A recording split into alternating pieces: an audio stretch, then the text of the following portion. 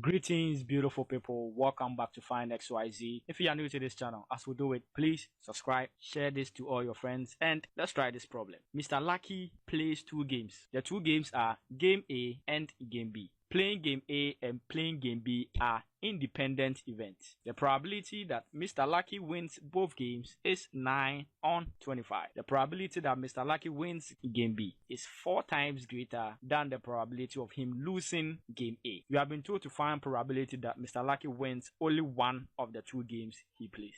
We must show full workings to this problem. Let's dive in. Now we have an information about Mr. Lucky playing two games. You know, we have Game A and then Game B. We are told that these two games are independent events. It means that one does not depend on the other happening. And with probability, if two events are independent, we express the probability as, so probability of A and B is equal to probability of A times probability of B. We multiply the two independent events together. But why do we multiply? Let me give you a simple scenario. Let's assume that we have two events. Throwing a coin 2 times. When you throw the coin 2 times, they are independent events. One does not depend on the other. So for instance, if you get a head, it does not mean that when you throw the coin another time, you might not get a head. Anything at all can happen. So the two events are independent events. So watch this. Let me use this to represent the whole event. Now, if you toss a coin, there are two things involved, right? So let me divide this line into two parts. You are either getting a head or a tail. Is that not it? So probability of you getting a head is this side. That is 1 out of 2. But if we toss it again, this time I'm not going to divide it horizontally. I'm going to divide it vertically. So watch this. I'm going to divide it in this way. So this side is head and this side is tail. So if I shade, that is also 1 over 2, right? But watch this. Now we have how many divisions? We have 4 divisions. So that becomes our denominator. And where is the overlapping? Just one space is overlapping. This side is overlapping. That is 1. So watch this. How do we get a 4? You realize that if I pick 1 over 2, multiplying another 1 over 2, I'm going to get 1 over 4. So that is why we multiply to get the total sample space for the two events. So anytime you have independent events and you want the intersection, you multiply. Take note of that. But we know the probability that Mr. Lucky wins both games is 9 over 25. So we know that probability of A intersection B is equal to 9 over 25. What else do we know? Now we also know that probability of Mr. Lucky winning Game B is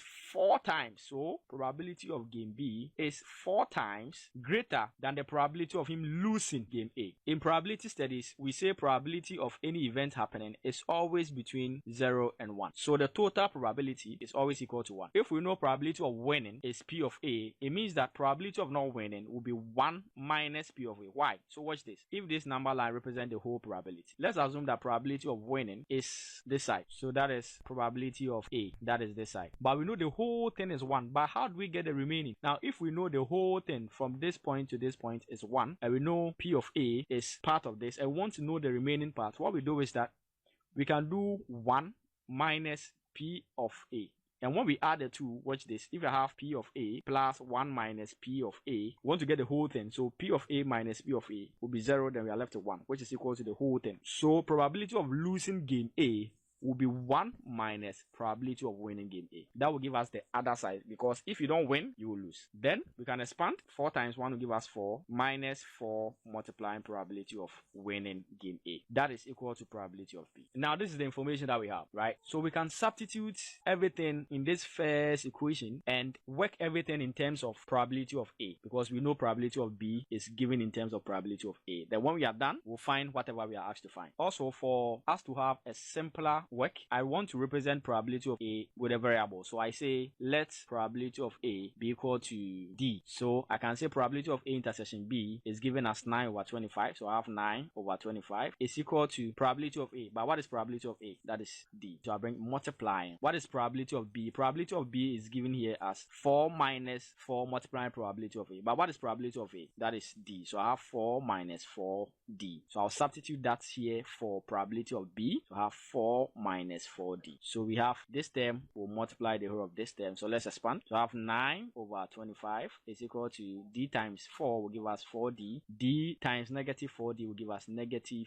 4D squared. Then what can we do? We can divide through by 4. So we have 9 over 25 divided by 4 is equal to 4D divided by 4 minus 4D squared also divided by 4. Then we cross out all the 4's. Then division, we can apply keep, change, flip. So we keep the first term, then we change the sign. We have 9 over 25 times, this is over 1. We have 1 over 4. And then we have d minus d squared. This, multiply the numerator, you multiply the denominator. This will give us 9 over 100 is equal to d minus d squared. Now this is what I want to do. We have a quadratic equation, so I want to use completing the square to do this. So what I'm going to do is that I'm going to multiply through by -1 because I want my square term to be positive. So when I multiply through by -1, this will give us positive d squared. Whatever is negative becomes positive. Whatever is positive also becomes negative. Then d is positive, so I have negative d is equal to 9 over 100 is positive, becomes negative 9 over 100. Now with completing of the square, what we do is that we make sure that the squared term has a coefficient of 1, which we have done that. Then we pick the coefficient of the linear term and half it. Now the coefficient is 1, half of 1 is half. Then we square it and add it to both sides. So this will give us d squared minus d plus 1 over 2 all squared is equal to minus 9 over 100. Whatever we do here will bring the same thing here, so plus 1 over 2 squared. Now this is the same as d, we check the sign here, minus 1 over 2 all squared. Now if you expand this, you get this term. Probably I'll explain in a later video, but that is how completing the square works. Then we have minus 9 over 100 plus, now if I have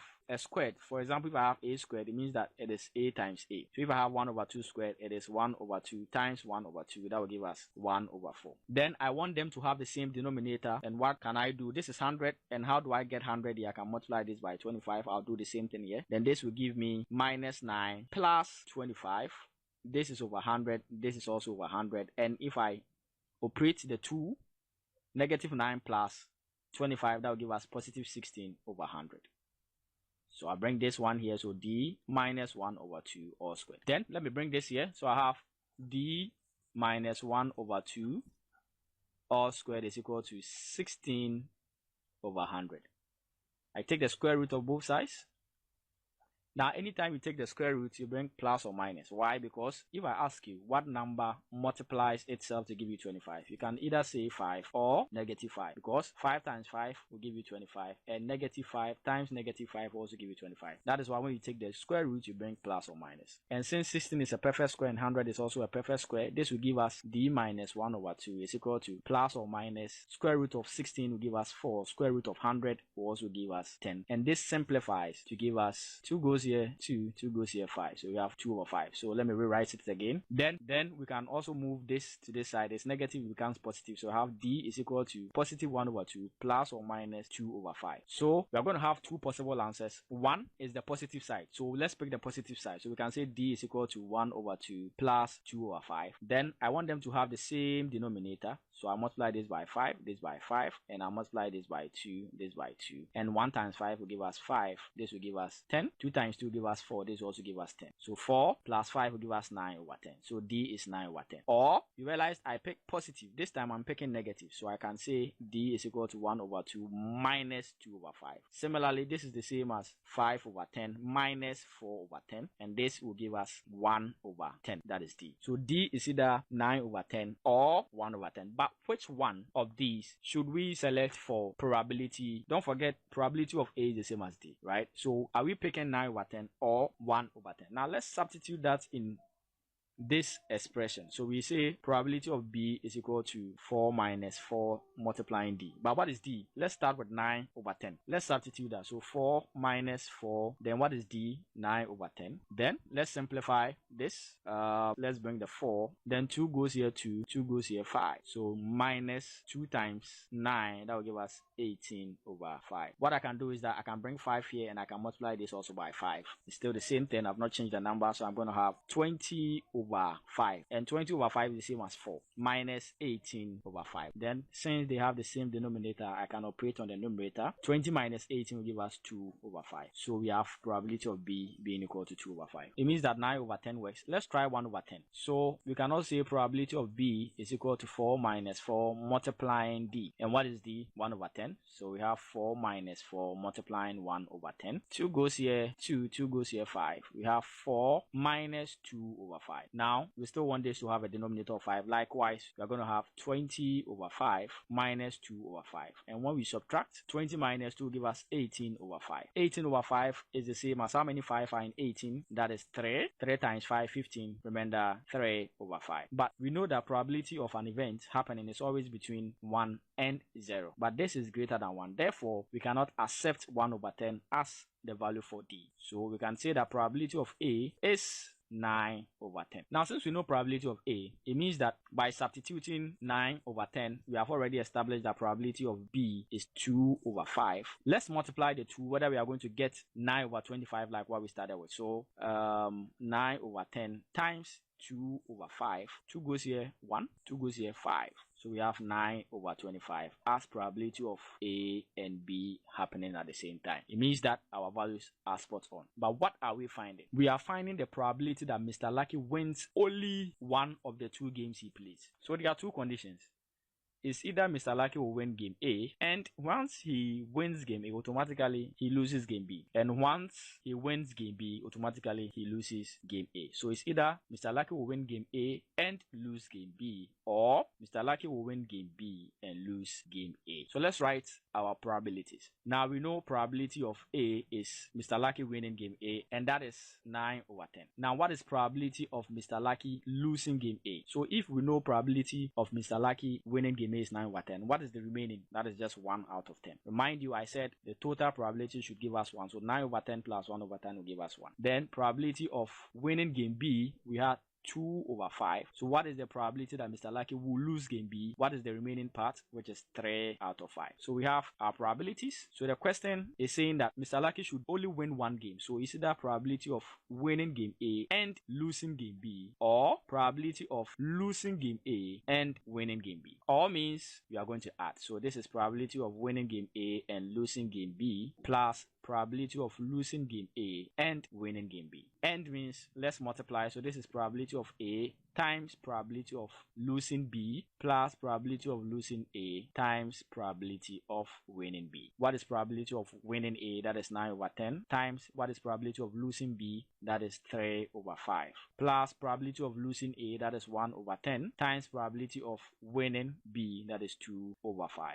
Let's simplify the terms in each bracket. 9 times 3 will give us 27. 5 times 10 will give us 50. 1 times 2 will give us 2. Then 10 times 5 will give us 50. Since they have the same denominator, we can operate on the numerator. So we have 27 plus 2 all over 50. And this will give us 29 over 50 as our probability of winning only one game. That is all I have for you. If you found this helpful, kindly leave a comment. Share this video to all your friends. Tag all your friends under the comment section. If you have any problem that you are struggling with, you can let me know in the comment section. Thank you for joining me, and I'll definitely be back with another video. Until then, I'm out.